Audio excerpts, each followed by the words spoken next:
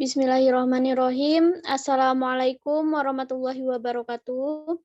Baiklah, di sini kami dari kelompok 2 akan mempresentasikan hasil diskusi kami tentang isolasi senyawa P-methoxycinamate dari kencur yang beranggotakan saya Marwina Apriyanti dengan NIM 017,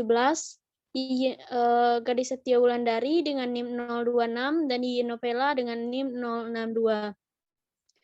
Baiklah, selanjutnya yang pertama yaitu untuk landasan teorinya akan saya jelaskan sendiri. Baik, adapun tujuan dilakukannya percobaan ini adalah untuk mengisolasi senyawa P-methoxycinamate dari ekstrak kencur. Yang kedua yaitu untuk mengetahui hasil dari isolasi senyawa P-methoxycinamate dari ekstrak kencur. Baik, untuk yang pertama yaitu berbagai jenis rempah-rempah di antaranya kencur atau biasa yang disebut dengan Kaempferia galanga yang dikenal sebagai bahan yang dapat digunakan untuk bumbu dapur, akan tetapi ternyata kencur ini juga dapat digunakan sebagai obat-obatan tradisional karena memiliki khasiat yang tinggi. Selain itu, kencur ini juga dapat digunakan untuk menjaga kesehatan dan juga dapat menyembuhkan berbagai penyakit, di antaranya yaitu sebagai penimbul rasa hangat, analgesik, penyembuh bengkak-bengkak, obat batuk, penambah nafsu makan, dan lain sebagainya. Selanjutnya, nah Indonesia ini dikenal sebagai negara yang tropis sehingga memiliki banyak keanekaragaman hayati. Kimia sintesis dapat berfungsi untuk melakukan transformasi senyawa bahan alam sehingga akan memperkaya keanekaragaman kimia. Nah, salah satu senyawa bahan alam tersebut adalah etil methoxycinamate atau bisa disingkat dengan EPMS, yang mana hasil sintesis sari dari senyawa kimia tersebut dapat diperoleh dari rimpang kencur atau bisa disebut dengan nama Kaempferia galanga. Selanjutnya yaitu etil P-methoxycinamate merupakan salah satu kandungan fitokimia utama dari rimpang tanaman kencur, yang mana hal tersebut biasa digunakan dalam dunia kosmetik, makanan, insektisida, dan obat. Nah, etil P-methoxycinamate ini juga dikenal sebagai komponen mayor sehingga senyawa ini dapat digunakan untuk prekursor awal dalam mensintesis senyawa turunan asam sinamat lainnya seperti asam P-methoxycinamate. Baiklah, selanjutnya untuk data pengamatannya akan dijelaskan oleh Gadis. Kepada Gadis, saya persilakan.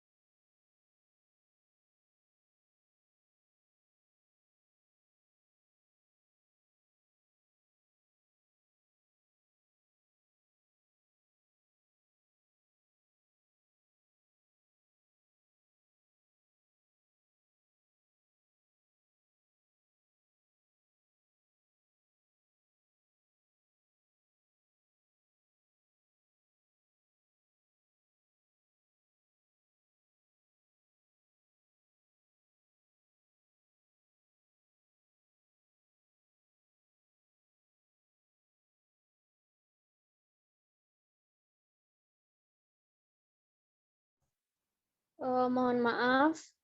Eh,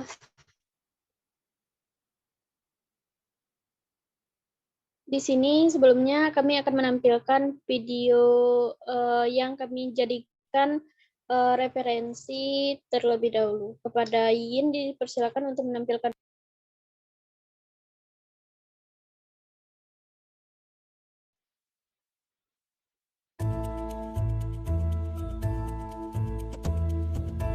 Terdapat etil parametoksisinamat pada praktikum ini dilakukan dengan menerapkan metode perkolasi menggunakan pelarut etanol.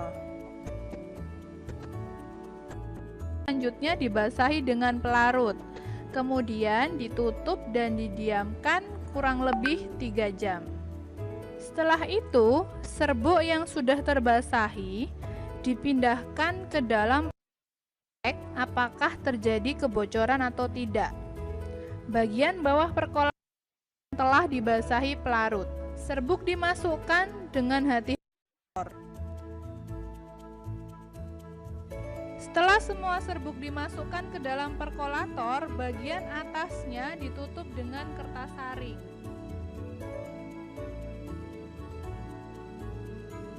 Minimal 3 cm di atas serbuk.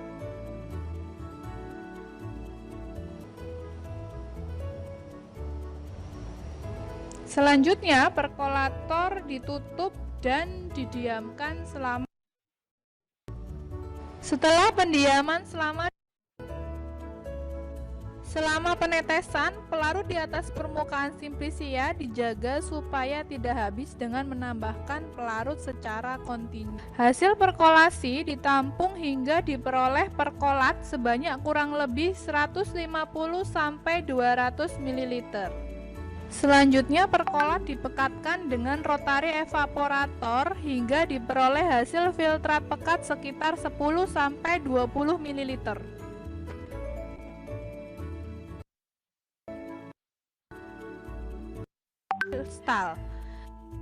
Kristal yang diperoleh kemudian disaring dengan corong Buchner.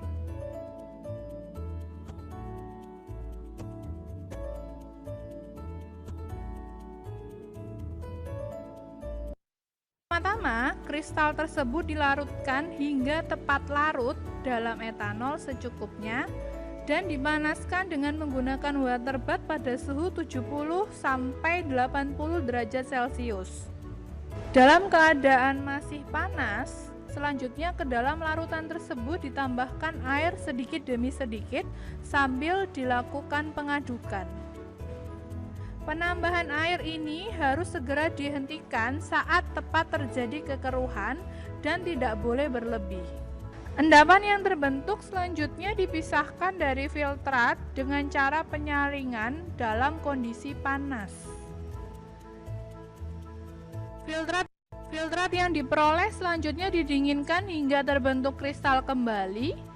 Kristal yang terbentuk selanjutnya dikeringkan dengan eksikator. Dengan demikian kita mendapatkan kristal etil parametoksisinamat yang murni.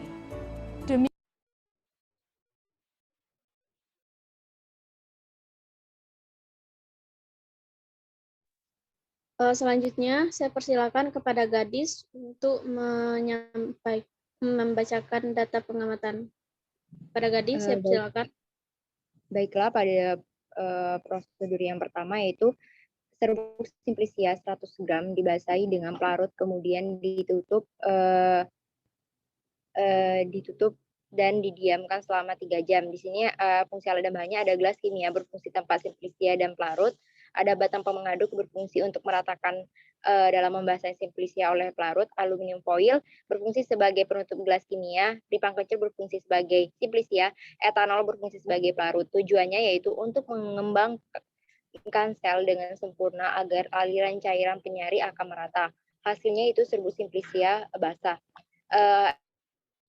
Ditutupi dengan aluminium foil sehingga tidak terkontaminasi dari debu ataupun zat lain. Prosedur selanjutnya yaitu serbuk dipindahkan ke dalam perkolator dengan hati-hati. Agak ke bawah, Yin.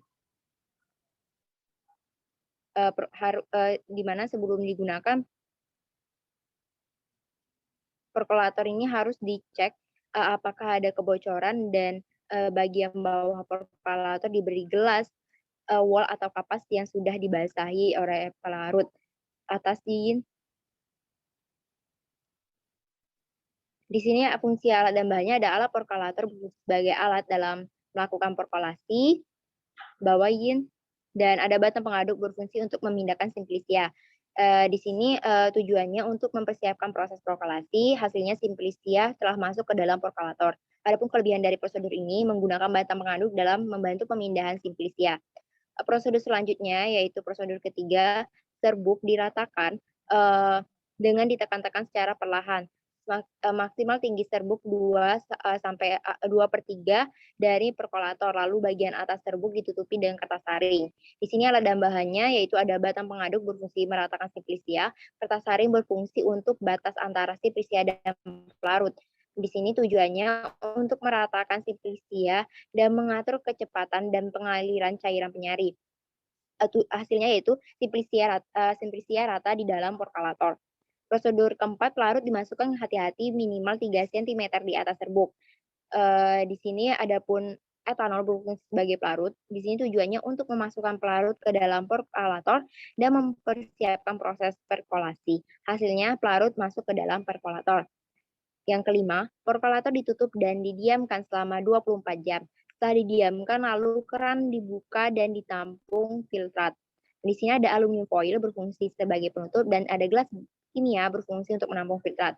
Tujuannya yaitu untuk menghasilkan ekstrak dari simplisia. Hasilnya itu dihasilkan filtrat berwarna kekuningan. Adapun kelebihannya ditutupi dengan aluminium foil sehingga tidak terkontaminasi dari debu ataupun zat lain.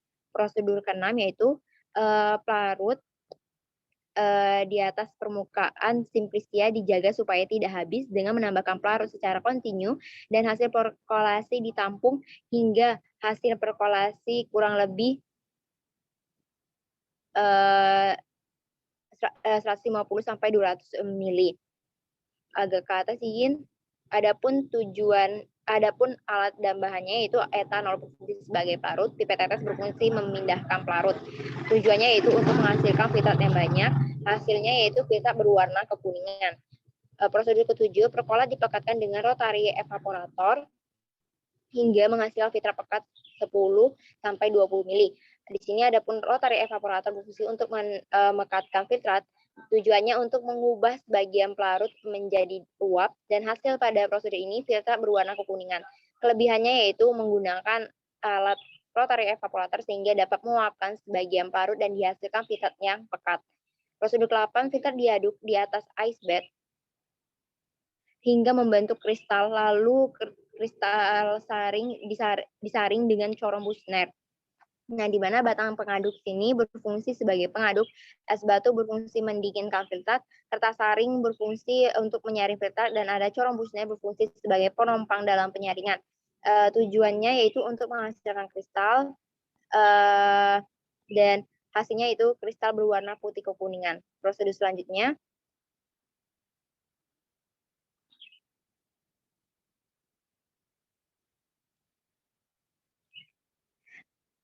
kristal yang diperoleh dilakukan pemurnian. Nah, di mana tahapnya yaitu kristal dilarutkan dalam etanol secukupnya dan dipanaskan dengan water bath pada suhu 70 sampai 80 derajat Celcius, lalu ditambahkan air sedikit demi sedikit sambil diaduk dan penambahan dihentikan saat terjadi kekeruhan.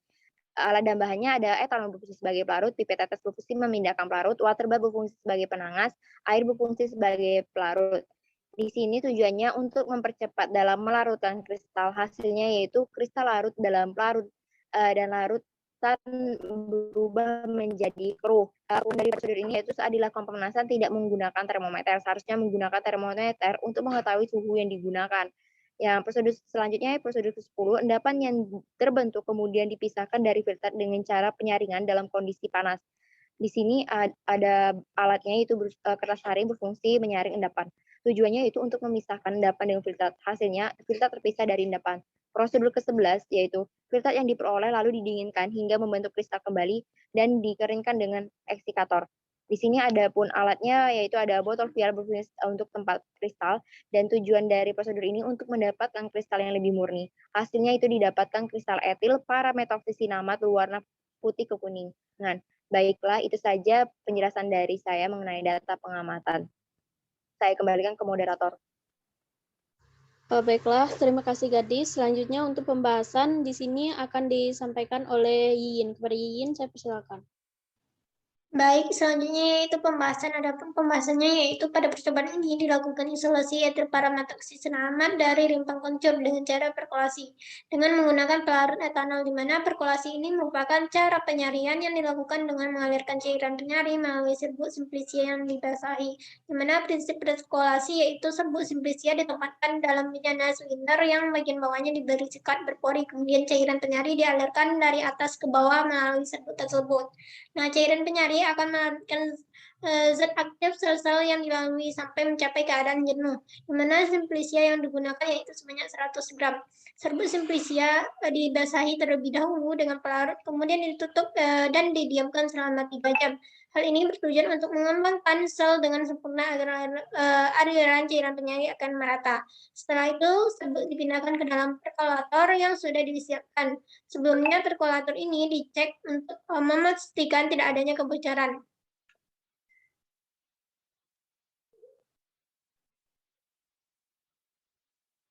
Di mana bagian bawah perkolator ini diberi kapas yang telah dibasahi pelarut.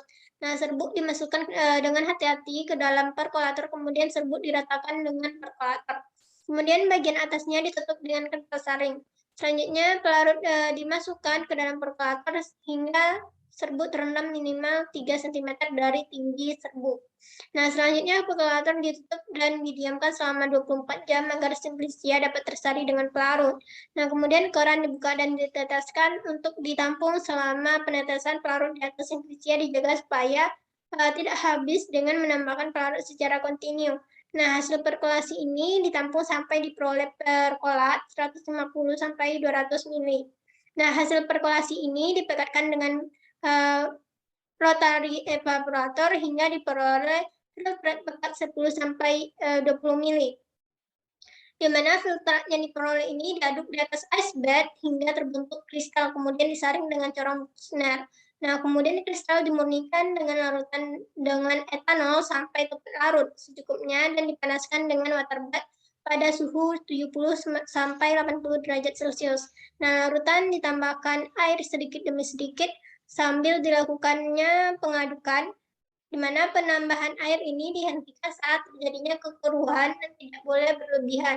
Nah, endapan kemudian dipisahkan dari filtratnya dengan cara penyaringan dalam kondisi panas, di mana filtrat yang diperoleh selanjutnya didinginkan hingga terbentuk kristal kembali dan dikeringkan dengan eksikator. Dengan demikian diperoleh etil parametoksisinamat yang murni. Demikian moderator. Baik, terima kasih Yin. Nah, selanjutnya kami akan menyampaikan permasalahan. Baik, untuk permasalahan, baik, mohon maaf.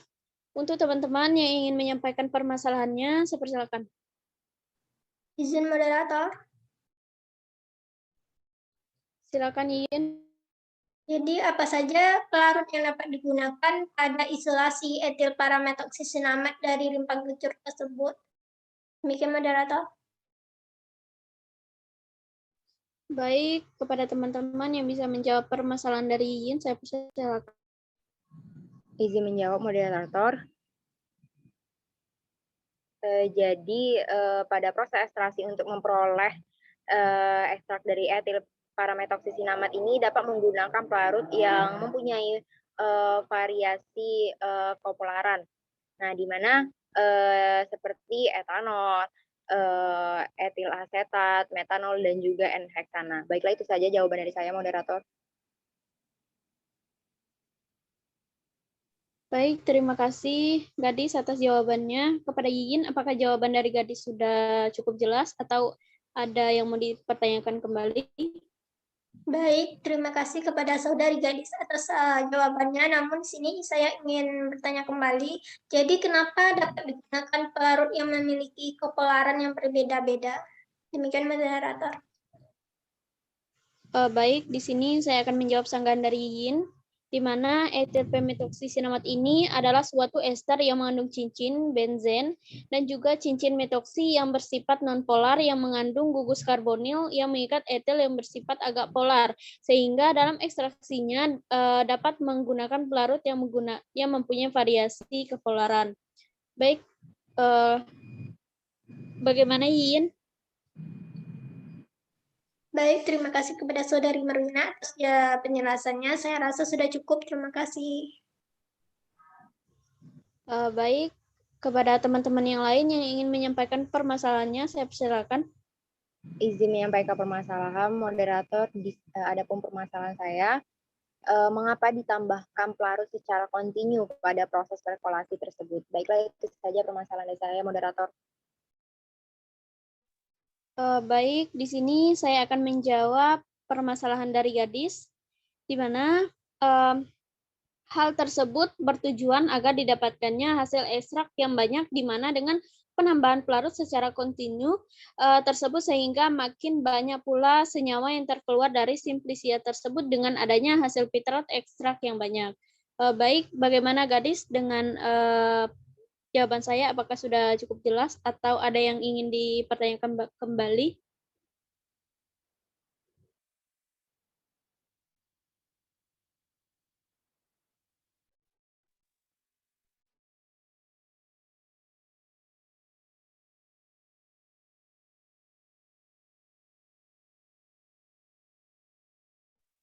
Bagaimana gadis? Baiklah, terima kasih moderator terima kasih Marwina atas jawabannya. Tapi di sini saya ingin menyanggah. Nah, mengapa tidak langsung dimasukkan semua pelarut tersebut saat di awal? Baiklah, itu saja sanggahan dari saya, moderator. Kepada teman-teman yang bisa menjawab sanggahan dari gadis, saya persilakan. Izin moderator. Silakan Yin. Jadi pelarut ini tidak langsung ditambahkan semuanya agar hasil ekstrak yang diperoleh ini banyak, di mana digunakan dengan sekaligus dikhawatirkan hasil ekstrak yang diperoleh ini kualitasnya tidak bagus karena tidak sempurnanya penyerapan dari pelarut tersebut, sehingga perlu ditambahkannya pelarut secara kontinu agar ekstrak yang diperoleh ini bagus. Demikian moderator. Baik, terima kasih Yin. Bagaimana gadis? Apakah jawaban dari saya dan juga Yin sudah cukup jelas? Baiklah, terima kasih. Jawaban dari Marwina dan Yigin tadi sudah sangat jelas. Baik, di sini saya akan menyampaikan permasalahan dari saya. Permasalahannya yaitu mengapa pada video tersebut perlunya pengadukan filtrat pada SBAT. Kepada teman-teman yang bisa menjawab, saya persilakan. Izin moderator. Silakan Yin. Jadi pengadukan filtrat pada SBAT ini diperlukan karena agar suhu pada filtrat tersebut dapat merata sehingga nanti akan terbentuk suatu kristal. Demikian moderator. Baik, terima kasih Yin atas jawabannya. Namun di sini saya akan sedikit menyanggah, lalu mengapa kristal yang diperoleh dari proses tadi perlu lagi dilakukan penyaringan? Kepada teman-teman yang bisa menjawab permasalahan dari saya persilakan. Izin menjawab moderator. Jadi penyaringan tersebut dilakukan dengan tujuan agar kristal dan juga larutan yang belum terbentuk kristal tadi dapat terpisahkan, sehingga dari pemisahan antara kristal dan juga larutan nanti dapat mengetahui seberapa banyak kristal yang terbentuk dan juga warna dari kristal tersebut. Baiklah, itu saja jawaban dari saya, moderator. Baik, terima kasih gadis dan juga Yin yang telah menjawab permasalahan dari saya. Saya rasa jawabannya sudah cukup jelas. Baik, mungkin hanya ini video dari kami. Jika ada salah kata kami mohon maaf. Kami akhiri dengan wabillahi taufiq wal hidayah. Wassalamualaikum warahmatullahi wabarakatuh.